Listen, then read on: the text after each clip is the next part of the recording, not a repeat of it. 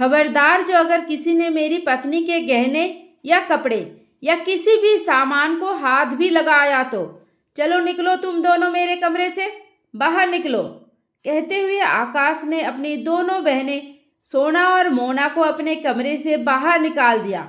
छोटे भाई को अपनी नई नवेली पत्नी के सामने अपनी बेइज्जती सोना और मोना बर्दाश्त नहीं कर पाई और गुस्से में अपना पैर पटकते हुए चिल्लाती हुई अपनी माँ वंदना जी के पास गई। माँ, अब हम दोनों यहाँ पर एक पल भी नहीं रुकेंगे। भूल जाना हमें कि आपकी दो बेटियाँ भी है। हम जा रहे हैं इस घर से और कभी भी लौट कर नहीं आएंगे। गुस्से में चिल्लाती हुई बोल पड़ी सोना। हाँ माँ, अगर आपसे मिलने का मन हुआ तो हम कहीं बाहर बुलाकर आपसे भेंट कर लेंगे, लेकिन इस घर की दहलीज पर कभी पैर नहीं रखेंगे। मोना भी सोना की हाँ में हाँ मिलाते हुए बोल पड़ी। अपनी दोनों बेटियों को ऐसे अचानक इतने गुस्से में देख, उनकी बातें सुन वंदना जी हैरान थी कि अचानक इन दोनों को क्या हो गया। क्यों बेटा, क्या हुआ? सोना, क्या हुआ बेटा? मोना, क्यों रो रही हो? कुछ तो बताओ। किसी ने कुछ कहा क्या? पापा ने कहा, भैया ने कहा, भाभीियों ने कहा? अरे माँ, भाभीियों के कहने की जरूरत ही कहाँ है। उनके पति तो खुद ही जोरू के गुलाम की तरह दिन रात उनके आगे पीछे उनकी रखवाली कर रहे हैं। उनके कमरे की रखवाली, उनके सामान की रखवाली कर रहे हैं। तो भला उन्हें क्या जरूरत होगी कुछ भी कहने की, जब उनकी सारी कमी उनके पति ही पूरी कर रहे हैं। आपको पता भी है आकाश भैया ने हमारे साथ क्या किया? रोते हुए बोली मोना। क्या किया आकाश ने? हैरानी से आंखें फाड़े बोली वंदना जी। माँ, आकाश भैया ने हमारा हाथ पकड़ के हमें घसीटते हुए अपने कमरे से बाहर निकाल दिया, ये कहते हुए कि खबरदार मेरी पत्नी के कमरे में आने की कोशिश भी की तो। मोना के साथ साथ सोना भी रोते हुए बोल पड़ी। क्या आकाश ने ऐसा किया तुम लोगों के साथ? सुनकर वंदना जी हैरान थी।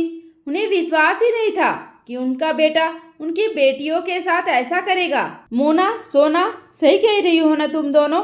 रुको, मैं अभी बताती हूँ आकाश को उसकी हिम्मत कैसे हुई मेरी बेटियों के साथ ऐसा व्यवहार करने की। 4 दिन हुए नहीं पत्नी के आए, कुछ ज़्यादा ही सर पर चढ़ गया है। कहते हुए गुस्से में भागती हुई वंदना जी हॉल में आकर जोर जोर से आकाश को बुलाने लगती है। अरे ओ जोरू के गुलाम, बाहर आ, मुझे तुमसे कुछ बात करनी है। 4 दिन हुए नहीं तेरी शादी को, तेरे तो पर लग गए हैं। नई नवेली दुल्हन पत्नी पाकर बहनों की इज्जत करना भूल गया है। निकल के आ बाहर, अभी खबर लेती हूँ मैं।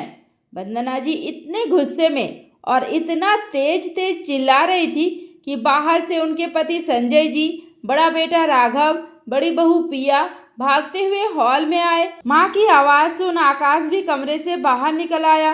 पीछे पीछे धीरे धीरे आकाश की नई नवेली दुल्हन ज्योति भी आई। वंदना जी का गुस्सा देख संजय जी ने कहा, वंदना, क्या हो गया? क्या हो गया? अरे ये पूछिए क्या नहीं हुआ है। अभी तो इस घर में यह हालत है, जिस दिन हम दोनों नहीं रहेंगे हमारी बेटियों के साथ क्या होगा सोचा है आपने? अरे हुआ क्या है ये तो बताओ। जब तक आकाश भी कमरे से बाहर आ गया, आकाश को देखते ही वंदना जी भड़क गई। आ गया जोरू का गुलाम। माँ, ये कैसी बातें कर रही हो? ये क्या बोलने का तरीका है? गुस्से में आकाश भी बोल पड़ा। तरीका बताओ तुझे? मैं बताऊँ तरीका? तेरी हिम्मत कैसे हुई? तूने मेरी बेटियों को अपने कमरे से हाथ पकड़ के घसीट के बाहर निकाल दिया। इतना सुनते ही आकाश सब कुछ समझ गया कि माँ इतने गुस्से में क्यों है। माँ की बातें सुन आकाश ने शांत रहकर एक नज़र सोना और मोना पर डाली, जो मुस्कुराते हुए आकाश को देख रही थी और इशारों ही इशारों में कह रही थी कि अब बोल के दिखाओ माँ के सामने तुमने जो बोला था। आकाश अभी भी शांत था। बड़े शांत से उसने कहा, माँ, पहली बात कि मैंने किसी का हाथ पकड़ के कमरे से बाहर नहीं निकाला। अच्छा, तो क्या मेरी बेटियाँ झूठ बोल रही है? माँ, ये तो आप अपनी बेटियों से ही पूछ लो। क्या पूछ लूँ? तुझे शर्म नहीं आई शादीशुदा बहनों के साथ ऐसा व्यवहार करते हुए? अरे कितनी खुशी मन से वो दोनों तुम्हारी शादी में आई थी और तुमने पत्नी के आते ही अपना रंग दिखा दिया। माँ, मैंने कहा ना कि मैंने कुछ भी नहीं किया है। झूठ क्यों बोलते हो भैया? क्यों नहीं किया है? सच्चाई बताओ। माँ को बीच में ही बोल पड़ी मोना। हाँ हाँ भैया, बताओ कितनी बुरी तरह से आपने हमें भगाया था अपने कमरे से। सोना ने भी मोना की हाँ में हाँ मिलाया। क्या कमरे से भगाया था आकाश ने तुम दोनों को? बेटियों की बातें सुन संजय जी भी हैरान हो गया। आकाश को देखने लगे। आकाश, ये सोना और मोना क्या कह रही है, कुछ बोलोगे? संजय जी भी गुस्से में आकाश को देखते हुए बोले, अरे ये क्या बोलेगा जी, ये क्या बोलेगा? नहीं नहीं, इसकी बीवी आई है, बीवी के चक्कर में पागल हो गया है, जरूर उसी ने सिखाया होगा सब कुछ। बस करो माँ, इन सब के बीच में ज्योति को लाने की कोई ज़रूरत नहीं है, उसने कुछ भी नहीं किया है।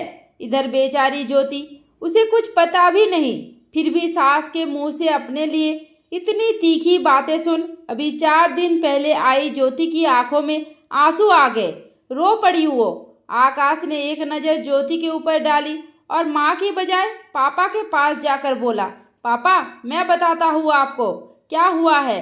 आपको पता है ना सोना और मोना की हरकतें, प्रिया भाभी के साथ इन्होंने क्या किया था।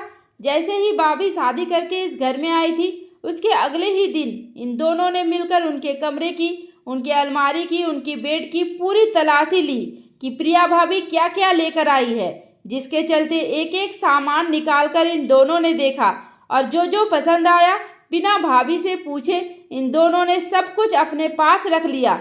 यहाँ तक कि भाभी की शादी का लहंगा भी सोना ने अपने पास रख लिया। भाभी के पापा ने जो लहंगा दिया था उसे मोना ने रख लिया। शादी की खुशी में भाभी के कान के झुमके ले लिए तो एक ने उनके पापा की दी हुई अंगूठी ले ली, वो भी बिना प्रिया भाभी से पूछे। यहाँ तक कि छोटे से छोटे सामान को भी इन दोनों ने नहीं छोड़ा। बेडशीट, पर्दे, डेली यूज के जो भी सामान थे, यहाँ तक कि उनके मेकअप के भी सब कुछ लेकर चली गई। और माँ सब कुछ देखते हुए भी एक बार भी इन दोनों को मना नहीं की। और जब भाभी को किसी सामान की ज़रूरत होती तो यही माँ भाभी को ताने देती कि अपने मायके से खाली हाथ आई है, कुछ लेकर नहीं आई है। माँ तो बेटियों के प्यार में ऐसी अंधी हो गई कि उसने ये भी नहीं देखा कि भाभी जो सामान लाई थी वो सारा सामान इनकी दोनों लालची बेटियां लेकर चली गई है। इसने एक बार भी अपनी बेटियों को मना नहीं किया, ऊपर से भाभी को आज तक ताने देती है कि वो अपने मायके से कुछ लेकर नहीं आई। आज भी अगर भाभी को कहीं शादी में जाना होता, किसी छोटे मोटे फंक्शन में जाना होता है, तो उनके पास एक अच्छी साड़ी तक नहीं रह जाती है, क्योंकि यही आदत इन सब की अभी भी बनी हुई है। ये सब भाभी के पास एक ढंग की साड़ी रहने नहीं देती है और यही सब कुछ ये दोनों ज्योति के साथ करना चाहती थी। भैया ने तो कुछ भी नहीं कहा, शायद उन्हें भाभी का दर्द दिखा ही ना। लेकिन मैंने देखा था कि भाभी जब भी कुछ माँ से मांगती तो माँ उन्हें कैसे बुरी तरह से ताने देती थी। बेचारी भाभी आंखों में आंसू लिए चुपचाप सुनती थी। वो भला कहाँ से आवाज़ उठाएगी, इसलिए चली जाती, क्योंकि जिसका पति ही नहीं साथ देता तो बेचारी क्या ही बोले। मैंने वो सब कुछ अपने पत्नी के साथ बर्दाश्त नहीं किया, इसलिए मैंने आज इन दोनों को अपने कमरे से बाहर निकाल दिया, क्योंकि आज ये दोनों वही सब कुछ ज्योति के साथ करने वाली थी। आज भी ये दोनों मिलकर ज्योति की अलमारी, उसका बेड, उसका कमरा सब कुछ देखने वाली थी और अपने अपने पसंद की चीज़ लेने वाली थी। बस मैंने नहीं करने दिया, यही मेरी गलती है। और हाँ, मैंने इनका हाथ पकड़ के बाहर नहीं निकाला, लेकिन हाँ, अगर इन्होंने एक भी सामान को हाथ लगाया तो अगली बार जरूर हाथ पकड़ के बाहर निकाल दूंगा। इसमें मुझे कोई संकोच नहीं होगा, क्योंकि वो सारा सामान ज्योति के मायके का है। ज्योति अपने इस्तेमाल के लिए लेकर आई है और मैं भैया और भाभी की तरह चुप रहने वालों में से नहीं हूँ। ज्योति तो अभी नई नई आई है, उसे तो कुछ भी समझ में नहीं आया, लेकिन आकाश की बातें सुनकर प्रिया की आंखों में आंसू आ गए। रोने लगी प्रिया। आज उसे पता चला कि ससुराल में कोई है जिसे उसके दर्द का एहसास होता है। देवर के रूप में आज प्रिया को एक भाई मिला था जो उसकी परवाह करता है, उसे समझता है। इधर आकाश की बातें सुन संजय जी गुस्से में वंदना जी को देखते हुए बोले, वंदना, बड़ी बहू के साथ इतना सब कुछ हो गया और तुमने मुझे आज तक बताया भी नहीं। क्या बताऊँ जी, ये औरतों की छोटी छोटी बातें। अच्छा, ये औरतों की छोटी छोटी बातें हैं, तो फिर आज क्यों बताया? आज भी तो कोई बहुत बड़ी बात नहीं हुई थी। गुस्से में बोले संजय जी और घूरते हुए सोना और मोना की ओर देखते हुए बोले, तुम दोनों की शादी हो गई, अपने अपने ससुराल चली गई, लेकिन तुम दोनों की व्यवहार में जरा भी सुधार नहीं आया। दिन पर दिन लालची होती जा रही हो। अरे क्या कमी रह गई थी? जो नहीं था मुझसे मांग ली होती। किसी और के सामान पर हक जताने वाली तुम लोग होती कौन हो? बिल्कुल सही किया है आकाश ने तुम दोनों के साथ। और वंदना तुम्हारी अकल कहाँ गई है? बेटी के चक्कर में पड़कर बहू बेटों की नज़रों में क्यों बुरी बनना चाहती हो? क्यों अपना बुढ़ापा खराब कर रही हो? साथ ही साथ मेरा भी नरक करोगी। अब अगर आइंदा से इस घर में ऐसी कोई भी फालतू बात को लेकर बवाल हुआ या तुमने बहू और बेटे को कुछ भी उल्टा सीधा बोला तो फिर मुझसे बुरा कोई नहीं होगा। अपनी बेटियों को अपने पास बिठा कर रखो। जो कमी है उसे तुम पूरी करो अपने दम पर, किसी का छीन कर नहीं। पति का गुस्सा देख वंदना जी चुप हो गई। कहा बहू और बेटे को गलत साबित करने आई थी, कहा खुद ही बेटियों के साथ गलत साबित हो गई। सोचा था बड़ी बहू की तरह छोटी बहू को भी दबा कर रखोगी, लेकिन प्रिया तो शुरू से ही सीधी थी। छोटे छोटे चीज सामान को लेकर वो बोलना नहीं चाहती थी, और अगर कभी गलती से भी बोलना भी चाही तो उसका पति ने उसका साथ ही नहीं दिया। लेकिन यहाँ तो आकाश ने सारा पासा ही पलट दिया था। दोस्तों, ये कहानी पूरी तरह से काल्पनिक है, कृपया इसे वास्तविकता से नहीं जोड़े। ये कहानी आप लोगों को कैसी लगी मुझे कमेंट करके ज़रूर बताइए। उम्मीद करती हूँ आपको हमारी कहानी पसंद आई होगी। कहानी पसंद आई है तो वीडियो को लाइक करें, चैनल पर नए हैं तो चैनल को सब्सक्राइब करें, और हाँ, नोटिफिकेशन बेल को ज़रूर दबाइए ताकि अगली अपडेट सबसे पहले आपको मिले। धन्यवाद।